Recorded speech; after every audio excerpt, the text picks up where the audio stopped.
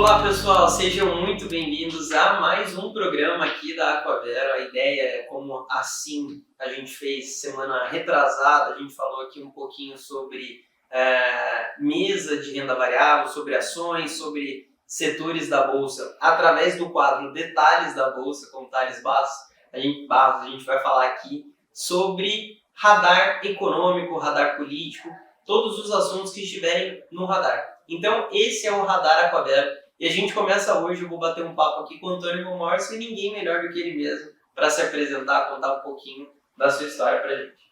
Obrigado, Arthur. Obrigado pelo convite. Boa tarde, pessoal. Meu nome é Antônio von Morse, eu sou Head do Advisor da Aquavero Investimentos e hoje estou aqui com a ilustre presença de Arthur Spirandello para bater um papo com vocês sobre precatórios, essa PEC que todo mundo está falando. Excelente. Bom, pessoal, a gente não conseguiria começar esse quadro, falar de alguma coisa que esteja no radar, com outro assunto que não fosse a PEC dos precatórios. É um assunto que a gente vem falando já há alguns meses, né? E a gente vem noticiando vocês através das nossas redes sociais. Ele faz parte de praticamente todos os nossos resumos da semana, praticamente todos os nossos tocando sino, praticamente todos os nossos panoramas e projeções. Então, é um assunto que ele tem ganhado corpo, que ele tem ganhado os holofotes, as atenções. A única coisa que ele não tem recebido é uma definição. Ele ainda não está definido, ele ainda não tem um capítulo final aqui da história. Mas antes da gente entrar na PEC dos precatórios, uma coisa que pouca gente sabe é o que são esses precatórios. Não é um assunto usual, não é uma coisa, até para a gente aqui no mercado financeiro, é uma coisa que a gente precisa parar um pouquinho para estudar e para ler mais a respeito, porque não é um produto de prateleira, né? Não é esses títulos de renda fixa que a gente tem por aqui, não é o tipo de dívida que a gente costuma ver nas plataformas, estruturar, etc. Tem algumas questões específicas, então, para a gente partir. O que são esses precatórios? Legal. Arthur, acho que o jeito mais fácil da gente definir precatórios é através da palavra dívida. Normalmente os investidores eles estão acostumados, por exemplo, com as dívidas bancárias, como os CDBs, né, que são emissões bancárias, ou as dívidas corporativas, como debêntures, CRIs, CAS. E os precatórios nada mais são do que dívidas da União para com terceiros, sejam empresas ou pessoas físicas propriamente. E aí essas dívidas elas podem ser emitidas por estados, municípios, pelo próprio Distrito Federal, e normalmente estão relacionadas com impostos, questões salariais, dentre outras justificativas também.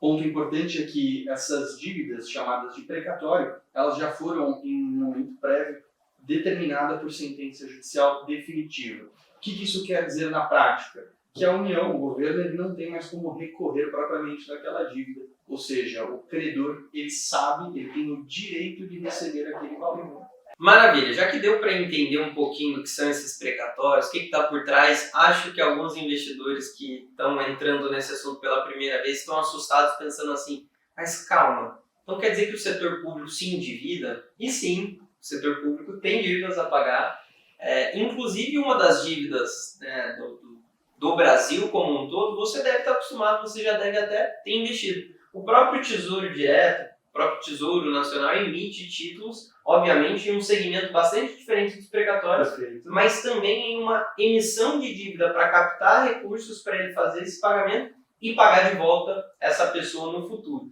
Então, por mais que existam diferenças, é também uma forma de endividamento público. Não, exatamente, não deixa de ser uma dívida pública. A diferença é que, através do Tesouro Nacional, né, o programa Tesouro Nacional propriamente, o governo ele capta dinheiro, seja para fazer uma rolagem de sua própria dívida, investimentos, etc. Enquanto os precatórios, na realidade, é uma decisão judicial, é como se de repente, sei lá, você batesse no meu carro, por exemplo, e não quisesse me pagar, e eu processasse você, afinal de contas, você bateu no meu carro e eu tenho o direito que você arque com o prejuízo gerado por conta desse acidente.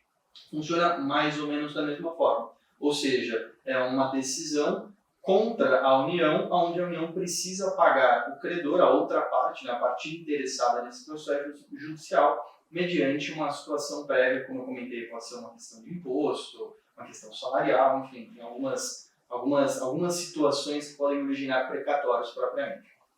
Perfeito. Então, a gente já conseguiu entender um pouquinho, né, do que são, mas aí a segunda dúvida que fica na cabeça do investidor nesse momento é, Bom, se a União sabe que ela tem que pagar, se isso já foi definido, já é uma decisão judicial, isso já está previsto, é como se você tivesse lá o seu cartão de crédito. Todo, né, durante o mês você vai acumulando ali a sua fatura. Você sabe quanto você tem que pagar no final do mês. Como que esses precatórios viraram uma crise? Como que a gente chegou nesse momento de parar e olhar e falar, cara, temos um problema aqui em relação aos precatórios. Como é que isso aconteceu? Legal. Para responder essa pergunta, Arthur, a gente precisa, na realidade, dar um passo atrás, obviamente, né, olhar com uma perspectiva um pouco mais longa. Os precatórios, como você muito bem colocou, eles existem, sempre existiram, na realidade, há muitos anos, e nunca foram um problema. O que fez com que, como Paulo Guedes, ministro da Economia, comentou, eu diria que recentemente, mas já tem alguns meses, não tão distante, o meteoro, né, dos precatórios, o que acontece? Em 2021, a gente tinha aproximadamente 53 bilhões de reais que foram previamente identificados em precatórios. Né? Então já existia, já era sabido que a União, que o governo, na realidade, pagaria, ou a União deve 53 bilhões de reais em precatórios. Qual que é o grande problema? Para 2022, quando o Poder Executivo entrega o orçamento do ano seguinte ao Congresso, existe todo um planejamento, obviamente, como você mesmo comentou, a gente precisa se planejar, seja com cartão de crédito, enfim, funciona da mesma forma, e descobriu-se que em 2022 existia uma bomba realmente de quase 90 bilhões de reais devidos em precatórios, um aumento aí de quase 57% em relação ao volume do ano anterior. E aí que é o grande problema, porque devido à lei, né, a regra, na verdade, de teto de gastos, que é a principal âncora fiscal que o nosso país tem, o governo ele não pode se endividar além de um limite. Né? E a partir do momento que os precatórios que estão dentro do teto de gastos sofreram a palavra não é um reajuste, mas um aumento de tamanha magnitude, o grande problema que a gente tem é sobra pouco espaço para outros gastos que também são necessários. Então, essa crise, na realidade, ela se originou justamente de um aumento muito significativo, de aproximadamente 57%, do que era devido em precatórios neste ano, aproximadamente 53 bi, para 2022, 89, quase 90 bilhões de reais. Para o investidor que está em casa, para ele exemplificar isso e entender como seria na prática para ele, ele tem um orçamento lá dele, né, nesse ano, então ele tem ali as fontes de receita, o salário que ele recebe, etc.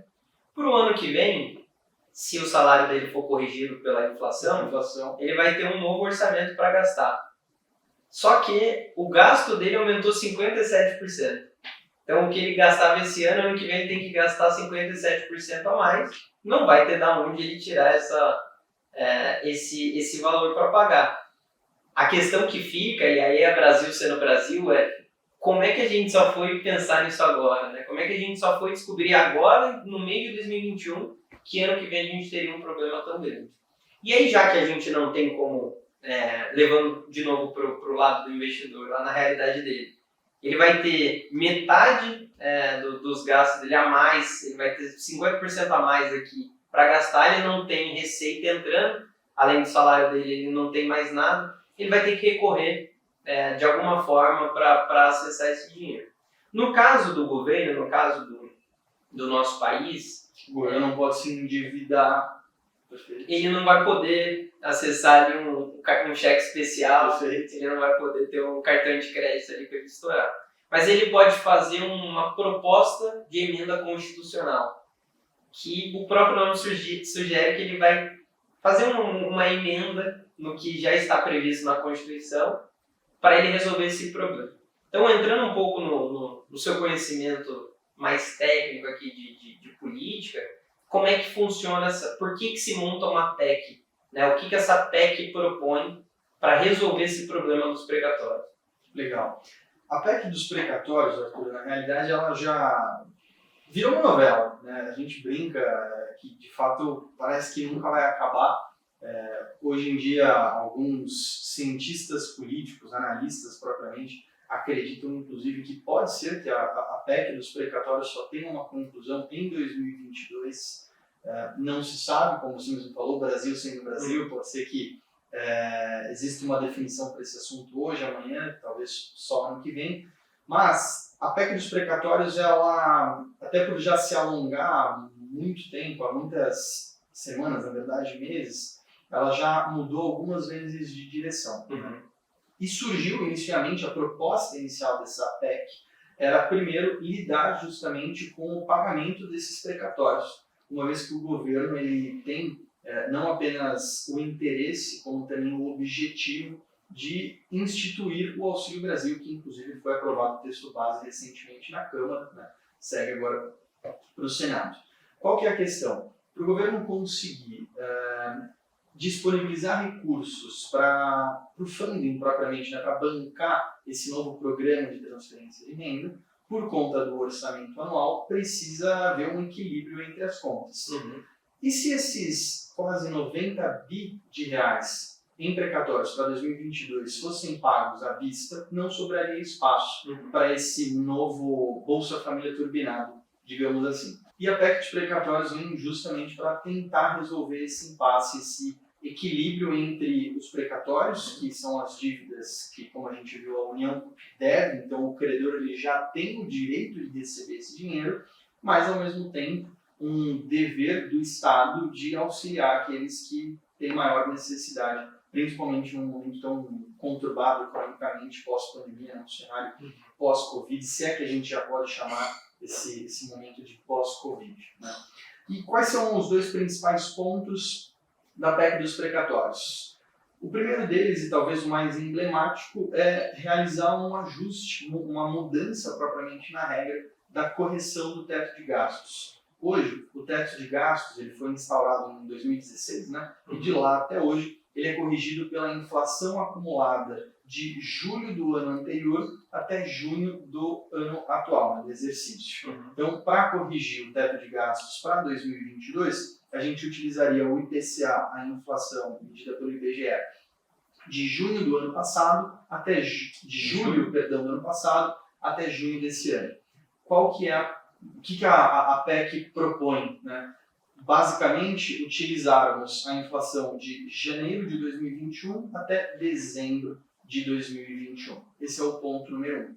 E o ponto número 2, que aí sim é o que abriria espaço propriamente para proporcionar, para o governo conseguir estabelecer esse Bolsa Família, o Auxílio Brasil, na realidade, de R$ 400 mensais para mais de 17 milhões de famílias, seria criar uma espécie de subteto, digamos assim, para os precatórios. Por que isso? Você até comentou agora há pouco que é estranho a gente pensar que de um ano para o outro uma despesa subiu 57% aproximadamente. Né? E de fato mas os precatórios eles têm essa característica de serem uma despesa um tanto quanto imprevisível. É difícil do governo conseguir controlar. Ora, é impossível a gente ter um orçamento que precisa de previsibilidade se a gente não puder controlar propriamente as nossas despesas. Né? Então, o que esse segundo ponto da PEC propõe? Que exista um limite de pagamento, um sublimite dentro do teto de gastos para o pagamento dos precatórios. Tudo que exceder esse limite ficaria para o ano seguinte. Né?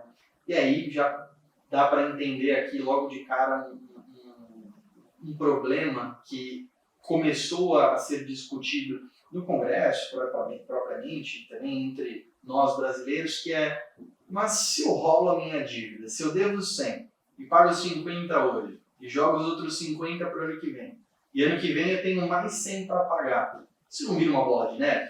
E é aí que começa propriamente toda essa discussão, esse imbróglio fiscal que a gente vive de qual é a melhor alternativa, se existe uma melhor alternativa.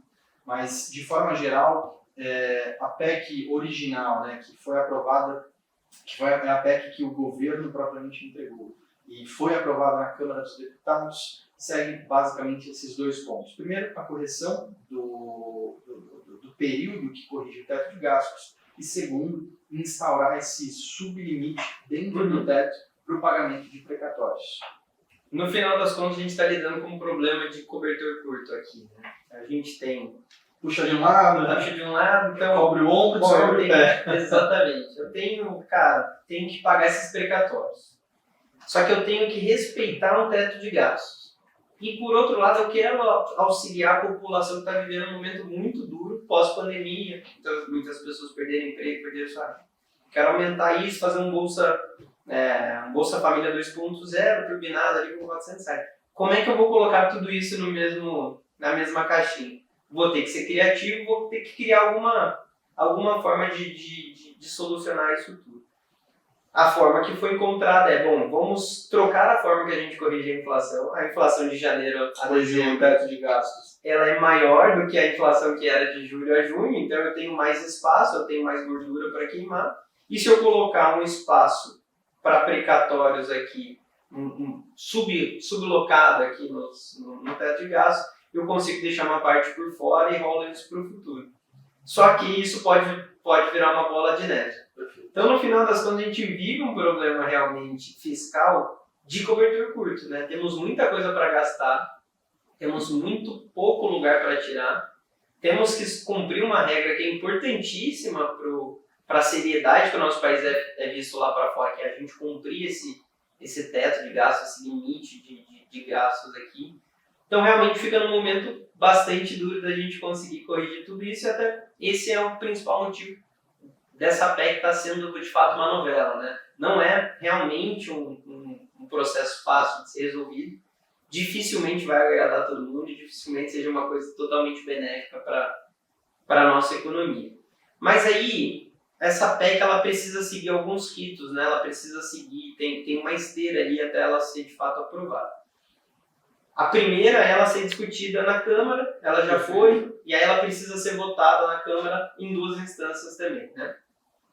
Depois disso ela segue para o Senado, mas ela precisa passar primeiro por uma CCJ.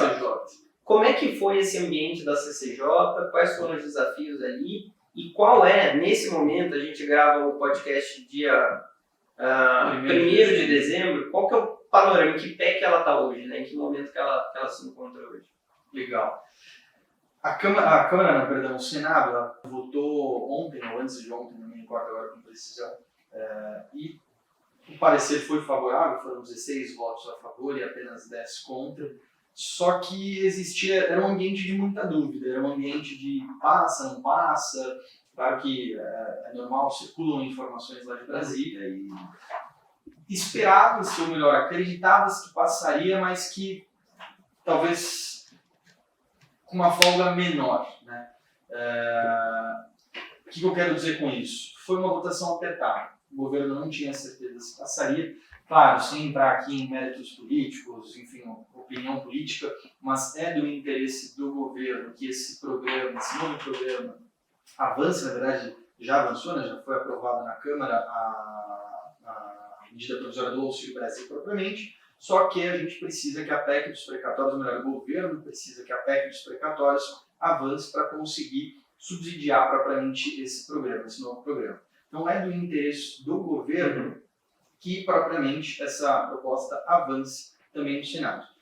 Então foi recentemente aprovada na CCJ, 16 votos contra 10, isso na terça-feira, então ontem, hoje é quarta-feira, terça-feira. Em um primeiro momento, Rodrigo Pacheco, que é o presidente ali do Senado, acreditava que levaria a votação, a PEC dos precatórios propriamente, ao plenário para votação no próprio dia, mas são necessários 49 votos e o governo, a bancada ali aliada, não estava tão confortável de que, de fato, conseguiria atingir esses 49 votos e foram adiando a votação, que talvez ocorra, inclusive, hoje à tarde. Pelo menos as últimas informações que nós temos é que deve ocorrer hoje por volta das 16h30. Por que isso acontece? Justamente porque os parlamentares ali conversam e vão negociando, né? Então eu mudo isso, e aí você vota a favor, não sei o quê. E qual que é a grande discussão que hoje existe ali no Senado? Quando a gente considera ambas as mudanças que eu comentei, que são a espinha dorsal, digamos assim, da PEC dos precatórios, que um é a mudança na correção propriamente do teto de gastos, e segundo esse sublimite para pagamento dos precatórios, isso abre no orçamento de 2022 aproximadamente 106 bilhões de reais a serem gastos. Qual que é a grande questão aqui? O Bolsa Família, ele vai usar uma parte relevante desse valor, mais de 80%, 90% desse valor que será aberto se for aprovado a PEC dos precatórios, mas existe ali também as emendas de relator, que inclusive recentemente a Rosa Weber, ministra do STF, suspendeu, né, as emendas de relator, justamente pela falta de transparência que essa ferramenta, digamos assim, oferece para todos os brasileiros. Então, o que eu quero dizer com isso? Existe uma discussão agora no Senado que se trata justamente de carimbar todo esse recurso que será disponibilizado no orçamento de 2022 para ser gasto única e exclusivamente com programas de transferência de renda. Então, Auxílio Brasil, Previdência, entre outros gastos nesse mesmo sentido social. Quais são os próximos passos? A votação em plenário, que deve acontecer ao longo dos próximos dias. O mercado propriamente acredita que sim, será aprovada, justamente por conta dessas negociações que ocorreram mais essa semana. Na semana passada, o sentimento, principalmente dos cientistas políticos que estão lá em Brasília, não era tão positivo assim. Acreditava-se que, na realidade, não seria aprovada. E depois acho que é até um ponto bacana a gente discutir, né? Se for aprovada, a gente está falando aqui quais são os impactos, mas e se não for aprovada? Né? Porque a discussão aqui é o que é melhor, o remédio ou o veneno, de certa forma, enfim. Mas qual que é o ponto? O próximo passo é levar a PEC dos precatórios para votação no plenário. Se de fato for aprovada, que a gente acredita hoje que sim será, isso aí é enviado para o presidente Jair Bolsonaro para ele sancionar e, de fato, seguir, acabar, colocar um ponto final nessa história, nessa novela. E aí, para o cobertor que já é curto ficar mais curto ainda, a gente está correndo contra o relógio, porque o Congresso entra em recesso no final do ano, não passa mais nenhuma votação, não tem mais nenhuma reunião ou discussão, então a gente precisa resolver esse problema nesses últimos dias do ano, porque ano que vem a gente tem mais um problema vindo pela frente, que é um ano eleitoral. E em um ano eleitoral, esse tipo de decisão não poderia ser tomada. Então, acaba sendo uma cadeia de fatores. Né? O governo tem interesse de que essa PEC dos precatórios seja aprovada porque ela libera espaço para ele repassar esse valor para as famílias necessitadas através do Auxílio Brasil. Ainda em 2021, porque no ano que vem ele não pode começar essa iniciativa, ele não poderia. Então, ele até pode pagar retroativamente, mas ele precisa que essa decisão seja tomada agora. E caso ela não seja aprovada, ele precisa encontrar uma outra forma de fazer esse pagamento, né, de colocar esse valor à disposição da população. Então, para a gente finalizar, entrando nesse ponto que você trouxe, a gente já sabe tudo sobre o que acontece se aprovar. E se não aprovar? Quais são os desafios aqui? Legal. Arthur, eu tenho conversado com algumas pessoas sobre esse ponto, e mais uma vez deixando qualquer opinião política de lado, mas a discussão hoje não é sobre qual é a melhor alternativa. A melhor alternativa ela já deixou de existir há algum tempo. Né? Hoje o que se discute é qual que é e o português está completamente errado, mas assim, é a única frase que define. Qual que é a menos pior? Menos pior, exatamente. Não existe, não existe outra forma de colocar a situação hoje. Né? O mercado já absorveu, já precificou a aprovação da PEC dos precatórios, o novo Bolsa Família, o Auxílio Brasil, o novo Bolsa Família, com valor de R$400 mensais, bem acima do que era pago pelo programa anterior. Então tudo isso já está precificado. Qual que é o grande risco que existe hoje? Justamente a PEC não avançar, ou seja, no Senado ela ser reprovada, o que faria com que o governo precisasse buscar alguma alternativa para conseguir subsidiar o novo Bolsa Família, o Auxílio Brasil. O que o governo pode fazer aqui? Ele pode, principalmente, decretar estado de emergência ou estado de calamidade na realidade e recorrer a um crédito extraordinário. Qual que é a grande questão? O crédito extraordinário, ele foge também de toda essa contabilidade no sentido da responsabilidade fiscal. Então é como se o governo tivesse a permissão ou a autorização, a carta branca, para gastar independente de qualquer problema. Então é como se, de repente, sei lá, teu pai chegasse e te entregasse um cartão de crédito ilimitado e fala, meu, faz o que você quiser. De certa forma, óbvio, trazendo para um vocabulário mais leigo, é isso que acontece quando o governo pede crédito extraordinário e o crédito ele é concedido. Tá? Então, o pior dos cenários seria justamente esse. Hoje, embora a PEC dos precatórios não seja a melhor alternativa, o mercado ele já aceitou esse risco, já precificou, já digeriu, já está tudo bem. Qual que é o grande receio agora? A PEC não será aprovada e o governo ele buscar uma outra fonte para subsidiar o programa, que a gente sabe que, como você muito bem colocou, 2022 é um ano eleitoral, é um ano mais conturbado por natureza.